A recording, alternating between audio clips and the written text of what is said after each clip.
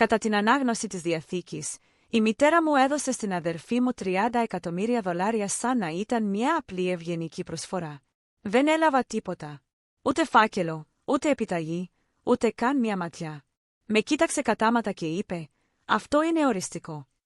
Το δωμάτιο σιώπησε. Το είδος της σιωπής που μοιάζει προγραμματισμένη, προσχεδιασμένη, σαν όλοι να είχαν ήδη συμφωνήσει ότι δεν ανήκα στην ιστορία. Δεν μίλησα. Δεν έκλαψα. Έμεινα σιωπηλή. Γιατί όταν μεγαλώνεις και σε παραβλέπουν, μαθαίνεις ότι η σιωπή μπορεί να κάνει τους ανθρώπους απρόσεκτους. Η αδερφή μου χαμογέλασε στην άλλη άκρη του τραπεζιού, μετρώντας ήδη χρήματα που δεν ήταν καν στο λογαριασμό της ακόμα. Ο πατέρας μου απέφυγε τα μάτια μου. Η μητέρα μου σταύρωσε τα χέρια της, ήρεμη και ικανοποιημένη σαν να είχε μόλις κλείσει ένα κεφάλαιο. Τότε ο δικηγόρος σηκώθηκε. Δεν κοίταξε την αδερφή μου. Δεν κοίταξε τα χρήματα. Κοίταξε τη μητέρα μου και είπε ότι υπήρχε ένα σφραγισμένο έγγραφο που ο παππούς μου τον διέταξε να διαβάσει μόνο αν ήμουν παρούσα.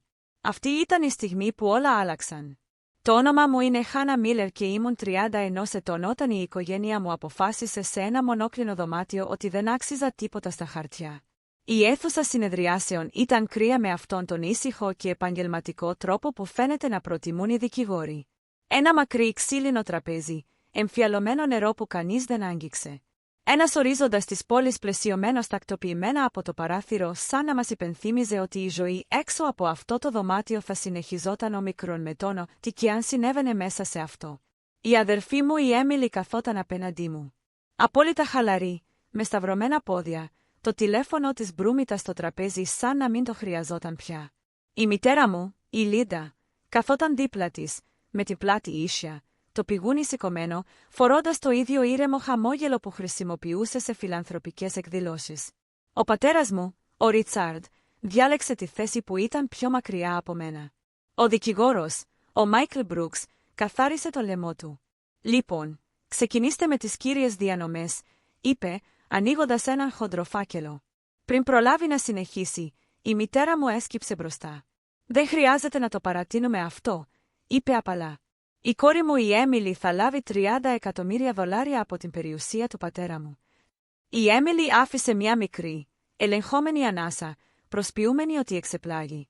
Το δωμάτιο γέμισε με μουρμουριτά συγχαρητήρια, απαλά γέλια, τον ήχο ενός ευτυχισμένου τέλους που προβάρονταν. Τότε ο Μάικλ σταμάτησε και η Χάνα άρχισε, «Δεν θα καταφέρει τίποτα». Η μητέρα μου με διέκοψε, γυρνώντας προς το μέρος μου.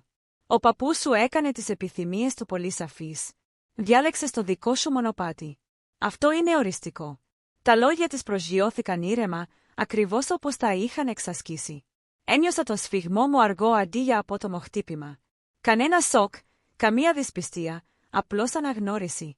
Αυτή ήταν η στιγμή που όλα όσα είχα ζήσει είχαν επιτέλους έναν αριθμό συνδεδεμένο με αυτά. 0. Η Έμιλι με κοίταξε. Ένα γρήγορο βλέμμα που ήταν μισός ήκτος, μισός νίκη. Ο πατέρας μου κοίταξε το τραπέζι σαν οι ίνες του ξύλου να απαιτούσαν ξαφνικά την πλήρη προσοχή του.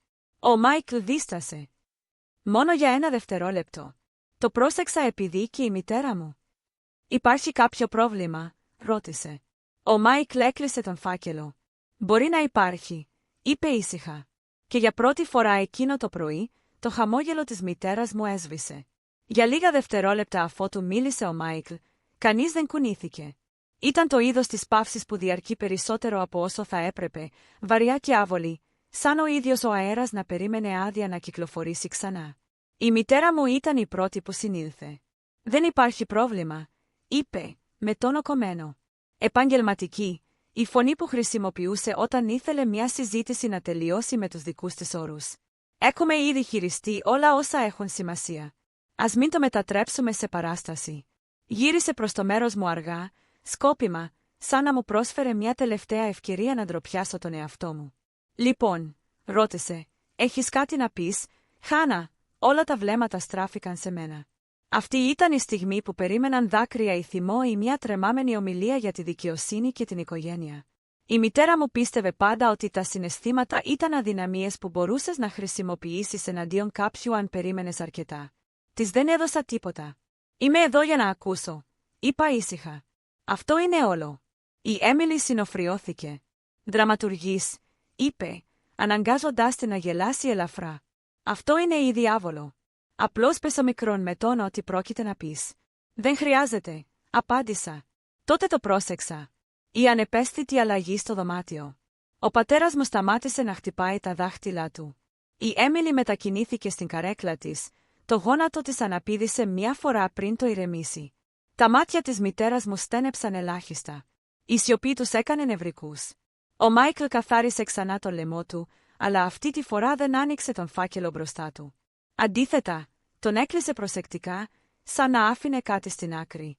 «Κυρία Μίλερ», είπε, κοιτάζοντας κατάματα τη μητέρα μου. «Ο πατέρας σας άφησε οδηγίες που αντικαθιστούν τα έγγραφα στα οποία αναφέρεστε». Το χαμόγελο της Λίντα σκλήρινε. «Ο πατέρας μου ήταν ηλικιωμένος», είπε. «Υπέγραφε έγγραφα που δεν καταλάβαινε πλήρως. Συμβαίνουν αυτά».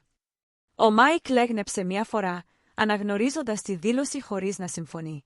Γι' αυτό αυτές οι οδηγίες καταγράφηκαν, ελέγχθηκαν και σφραγίστηκαν υπό νομική επίβλεψη. Σημαίνει ότι δεν ήταν χρονολογημένος, δεν ήταν συνδυασμένος, με την έννοια ότι δεν ήταν συνδυασμένος για διάφορα πράγματα. Έσκυψε και άνοιξε τον χαρτοφύλακα του. Ο ήχος του φερμουάρ ήταν αφύσικα δυνατός. Όταν έβαλε τον φάκελο στο τραπέζι, δεν ήταν δραματικός, δεν ήταν υπερβολικός, απλώς ένα παχύ κρέμ πακέτο σφραγισμένο και επισημασμένο με καθαρό, οικειογραφικό χαρακτήρα. Το αναγνώρισα αμέσως. «Του παππού μου». Η Έμιλι έσκυψε μπροστά. «Γιατί δεν το έχουμε ξαναδεί αυτό, σε επειδή», είπε ο Μάικλ σιωπηλά. «Δεν ήταν γραφτό να το δεις ποτέ». Η μητέρα μου έσπρωξε προς τα πίσω την καρέκλα της και σηκώθηκε. «Αυτό είναι ακατάλληλο», είπε απότομα. «Δεν υπάρχει δεύτερο έγγραφο. Αν υπήρχε, θα το ήξερα». Ο Μάικλ δεν την κοίταξε. «Αυτό το έγγραφο», συνέχισε, «σφραγίστηκε κατόπιν αιτήματος του πατέρα σου. Έπρεπε να ανοιχτεί μόνο αν ήταν παρόντα όλα τα άμεσα μέλη της οικογένειας», σταμάτησε, «και μόνο αν η Χάνα ήταν στο δωμάτιο». Το χρώμα έσβησε από το πρόσωπο της μητέρας μου. Για πρώτη φορά από τότε που μπήκα μέσα, φαινόταν αβέβαιη, όχι θυμωμένη, όχι προσβεβλημένη, αλλά ευνηδιασμένη. Έμεινα σιωπηλή. Και αυτή η σιωπή, συνειδητοποίησα, έκανε μεγαλύτερη ζημιά από όση θα μπορούσε ποτέ να κάνει οποιαδήποτε διαφωνία. Η μητέρα μου έκανε ένα βήμα προς το τραπέζι, με τις παλάμες πιεσμένες στο ξύλο, σαν να μπορούσε να σταματήσει φυσικά αυτό που επρόκειτο να συμβεί. «Αυτό είναι περιττό», είπε, η φωνή της υψώνοντας αρκετά ώστε να προδώσει την ηρεμία που προσπαθούσε να προβάλλει. «Ο πατέρας μου με εμπιστευόταν. Όμικρον με τόνο ότι κι αν είναι αυτό, είναι ξεπερασμένο, άσχετο ή παρεξηγημένο». Ο Μάικλ δεν απάντησε αμέσως. Σήκωσε αργά τον φάκελο, δίνοντας σε όλους μια καθαρή ματιά στη σφραγίδα, την υπογραφή, την ημερομηνία γραμμένη με την προσεκτική γραφή του παππού μου. «Δεν είναι ούτε ξεπερασμένο ούτε παρεξηγημένο», είπε. «Ετοιμάστηκε λιγότερο από 8 μήνες πριν από τον θάνατό του, εξετάστηκε από ανεξάρτητο σύμβουλο και υπογράφηκε με ιατρική άδεια». Η Έμιλι κούνησε το κεφάλι της. «Αυτό δεν βγάζει νόημα», μουρμούρισε. Ο παππούς μετά βίας μιλούσε για δουλειές. Ένιωσα κάτι να σφίγγεται στο στήθος μου. Όχι θυμό, αλλά διάβγεια. Μίλησε για δουλειές μαζί μου. Απλώς δεν το έκανε εκεί που μπορούσαν να ακούσουν. Ο Μάικλ έσπασε τη σφραγίδα. Ο ήχος ήταν απαλός, σχεδόν ευγενικός, αλλά προσγειώθηκε σαν βροντί στο δωμάτιο. «Στην εγγονή μου, τη Χάνα Μίλερ, διάβασε. Αφήνω το πλήρες μερίδιο ελέγχου στην North Shore Capital Group, συμπεριλαμβανομένων όλων των θυγατρικών, των λογαριασμών και των περιουσιακών στοιχείων που κατέχονται αποκλειστικά στο όνομά μου». Η ανάσα της αδερφής μου κόπηκε. «Τι είναι αυτό?» ρώτησε πολύ γρήγορα. Ο Μάικλ σήκωσε το βλέμμα του. «Μια ιδιωτική επενδυτική εταιρεία που έχτισε ο παππούς σας αθόρυβα την τελευταία δεκαετία. Ο πατέρας μου μίλησε επιτέλους». «Αυτό είναι αδύνατο», είπε. «Ο μπαμπάς δεν είχε χρόνο για κάτι τέτοιο». «Βρήκε χρόνο», απάντησε ο Μάικλ. «Και φρόντισε να είναι ξεχωριστό από τους οικογενειακούς λογαριασμούς». Οι λέξεις συνέχιζαν να ακούγονται. «Αυτή η εταιρεία επιβλέπει επί του παρόντος επενδύσεις σε λογισμικό logistics, περιφερειακά συμβόλαια διανομής και ακίνητα. Η αποτίμησή της υπερβαίνει το ποσό που διανεμήθηκε σήμερα». Η σιωπή έπεσε δυνατά. $30 εκατομμύρια ακούστηκαν ξαφνικά λίγα. Η μητέρα μου γέλασε μια φορά, κοφτά και κούφια. «Περιμένετε να πιστέψουμε ότι η Χάνα κατέχει περισσότερα από όλους μας μαζί?»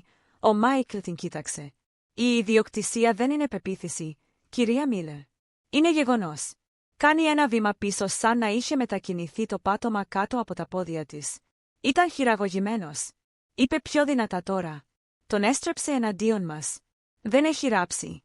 Ο Μάικλ χαμήλωσε ξανά το βλέμμα του στη σελίδα. Περίμενε αυτή την κατηγορία, είπε. Γι' αυτό εξήγησε ακριβώς γιατί πήρε αυτή την απόφαση. Κατάπια καθώς συνέχιζε. Γνωρίζω, διάβασε, ότι η Χάνα έχει κρατηθεί σε απόσταση από μένα. Οι επισκέψεις ακυρώθηκαν, τα μηνύματα αναπάντητα, οι πληροφορίες φιλτραρίστηκαν. Μου έχουν πει ότι δεν νοιάζεται. Ξέρω ότι αυτό δεν είναι αλήθεια. Η ψυχραιμία της μητέρας μου διακόπηκε. Αυτό είναι ψέμα, φώναξε. Τον προστάτεψα. Ο Μάικλ δεν σήκωσε το βλέμμα του. Έχω επίσης ανακαλύψει μεταφορές από κοινούς λογαριασμούς που χρησιμοποιήθηκαν χωρίς τη συγκατάθεσή μου, διάβασε. Όταν έκανα ερωτήσεις, μου είπαν ότι τις είχα ήδη εγκρίνει. Η Έμιλι σηκώθηκε απότομα. Αυτό είναι τρελό. Καταστρέφεις την οικογένειά μας. Τελικά σήκωσα το κεφάλι μου.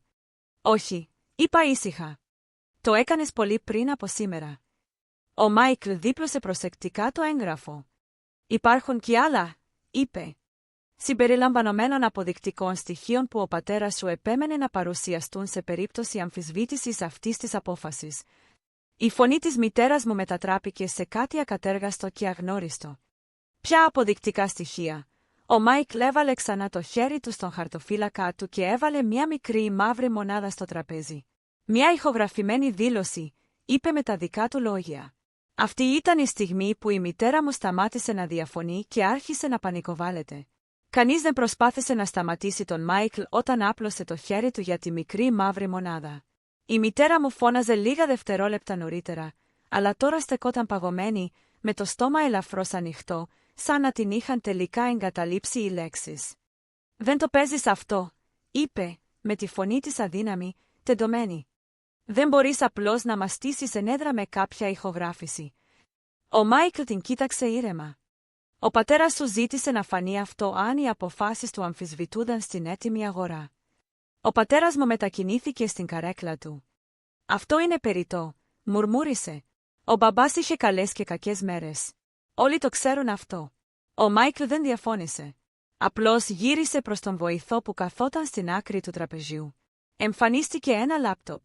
Η μονάδα δίσκου ήταν συνδεδεμένη στην πρίζα. Η οθόνη τρεμόπαιξε. Ο παππούς μου γέμισε το κάδρο. Φαινόταν μεγαλύτερος από όσο θυμόμουν, πιο αδύνατος, αλλά τα μάτια του ήταν καθαρά εστιασμένα με έναν τρόπο που δεν είχα δει εδώ και χρόνια. Καθόταν όρθιος, με τα χέρια σταυρωμένα, φορώντας ένα σιδερωμένο πουκάμισο σαν να παρακολουθούσε μια συνάντηση, χωρίς να καταγράφει τα τελευταία του λόγια. «Το όνομα μου είναι Ρόμπερτ Μίλλερ», είπε ήρεμα. «Και είμαι εδώ για να εξηγήσω γιατί. Άλλαξα τη διαθήκη μου». Το χέρι της μητέρας μου πήγε στο στόμα της. «Δεν είμαι μπερδεμένος», συνέχισε. «Δεν πιέζομαι. Ξέρω ακριβώς τι κάνω». Ο πατέρας μου άφησε μια κοφτή ανάσα, κουνώντας το κεφάλι του. «Αυτό είναι απίστευτο». Στην οθόνη, ο παππούς μου έσκυψε ελαφρώς μπροστά. «Έχω δει χρήματα να φεύγουν από τους λογαριασμούς μου χωρίς την έγκρισή μου», είπε. Όταν ρώτησα σχετικά, μου είπαν ότι είχα ήδη συμφωνήσει. Δεν είχα συμφωνήσει. Το πρόσωπο της Έμιλι έσβησε. «Έχω δει επίσης να διαχειρίζονται τη σχέση μου με τη Χάνα», συνέχισε. «Κλήσεις ανακατευθύνονταν, μηνύματα απαντούσαν, επισκέψεις ακυρώνονταν με το πρόσχημα της προστασίας της υγείας μου. Το στήθος μου σφίχτηκε. Κάθε ανάμνηση ξύπνησε μονομιάς. Τα αγνοημένα μηνύματα. Οι διακοπές που μου είπαν να μην έρθω. Η σιωπή που δεν είχε νόημα μέχρι τώρα. Η μητέρα μου χτύπησε το χέρι της στο τραπέζι. «Κλείστε το», φώναξε. Ήταν αναστατωμένος. Δεν καταλάβαινε τι έλεγε. Ο Μάικλ δεν κουνήθηκε. Στην οθόνη, η φωνή του παππού μου σκλήρινε. «Καταλαβαίνω περισσότερα από όσα νομίζουν», είπε. «Και καταλαβαίνω ποιος ακούει». Σταμάτησε για λίγο και μετά μαλάκωσε. «Η Χάνα ακούει. Κάνει ερωτήσεις. Κτίζει αντί να παίρνει. Ποτέ δεν με αντιμετώπισε σαν να ήμουν ενοχλητικός. Ένιωσα τα μάτια μου να καίγονται, αλλά δεν κοίταξα αλλού. Γι' αυτό το North Shore Capital Group της ανήκει», είπε. Κάθε μετοχή, κάθε λογαριασμός, το δωμάτιο ήταν σιωπηλό, εκτός από το χαμηλό βουητό του φορητού υπολογιστή. Η ψυχραιμία της μητέρας μου τελικά έσπασε. Αυτό δεν είναι δίκαιο, ούρλιαξε μετά από όλα όσα κάναμε για αυτόν. Το πρόσωπο του παππού μου γέμισε την οθόνη για τελευταία φορά. Αν το βλέπεις αυτό, είπε, σημαίνει ότι προσπαθείς να πάρεις ο μικρόν με τον ότι δεν σου ανήκει. Το βίντεο τελείωσε. Κανείς δεν μίλησε. Και για πρώτη φορά στη ζωή μου, η αλήθεια δεν ψιθύρισε. Σηκώθηκε και απέτησε να ακουστεί. Η οθόνη σκοτίνιασε, αλλά η σιωπή δεν διαλύθηκε. Πίεσε το δωμάτιο, βαριά και οριστική. Η μητέρα μου ανέπνεε γρήγορα τώρα. Κοντές, ρηχές ανάσες σαν να προσπαθούσε να ξεφύγει από αυτό που την είχε ήδη πιάσει. Ο πατέρας μου κοίταζε το άδειο λάπτοπ. Τα δάχτυλα του χτυπούσαν το τραπέζι σε έναν ρυθμό που δεν είχε πια νόημα. Αυτό δεν αποδεικνύει τίποτα, είπε τελικά, αν και η φωνή του δεν είχε πιστικότητα. Οι άνθρωποι λένε πράγματα όταν είναι συναισθηματικά φορτισμένοι. Ο Μάικλ έκλεισε απαλά το λάπτοπ, σαν να έδινε στον παππού μου την αξιοπρέπεια ενός κανονικού αποχαιρετισμού. Η ηχογράφηση έχει ημερομηνία, χρονική σήμανση και συνοδεύεται από ιατρική αξιολόγηση που επιβεβαιώνει την πλήρη ικανότητά του, είπε. Αλλά αυτό δεν είναι το μόνο. Η μητέρα μου σήκωσε απότομα το κεφάλι της. Φυσικά και δεν είναι, είπε πικρά. Δεν θα σταματούσατε να μας ταπεινώνετε. Δεν πρόκειται για ταπείνωση, απάντησε ο Μάικλ. Πρόκειται για τεκμηρίωση. Έσυρε μια λεπτή στίβα χαρτιά στο τραπέζι, τραπεζικές καταστάσεις, αρχεία μεταφορών, αρχεία εξουσιοδοτήσεων. Υπέθεσα αίτηση στο δικαστήριο για ιατροδικαστική εξέταση των κοινών λογαριασμών αφού ο πατέρας σου εξέφρασε ανησυχίες, συνέχισε ο Μάικλ. Αυτά τα έγγραφα δείχνουν επανειλημμένες μεταφορές που έγιναν κατόπιν πληρεξουσιότητας για έξοδα που δεν σχετίζονται με τη φροντίδα του. Η Έμιλι έσκυψε μπροστά, κρατώντας την άκρη του τραπεζιού. Αυτά τα χρήματα πλήρωναν για οικογενειακά πράγματα. Ο Μάικλ δεν την κοίταξε. Πολυτελή ταξίδια, μισθώσεις οχημάτων, έξοδα προσωπικής προβολής. Η φωνή της μητέρας μου ανέβηκε ξανά. Τον φροντίσαμε. Θυσιαστήκαμε. Και το δικαστήριο θα το λάβει αυτό υπόψη, είπε ο Μάικλ στεναρά. Αλλά θα λάβει επίσης υπόψη τον χρόνο, τη συχνότητα και τη συνένεση. Στράφηκε σε μένα για πρώτη φορά από τότε που τελείωσε το βίντεο. Χάνα, ο παππούς σου περίμενε μια αμφισβήτηση. Με εξουσιοδότησε να καταθέσω αμέσως το σφραγισμένο έγγραφο αν αμφισβητούνταν η πρόθεσή του. Η καρδιά μου χτυπούσε δυνατά. Τι θα γίνει τώρα, ρώτησα. Η απάντηση του Μάικλ ήταν ήρεμη, επαγγελματική και καταστροφική. Το δικαστήριο θα αναγνωρίσει το πλειοψηφικό σου μερίδιο στην Orthor Capital Group.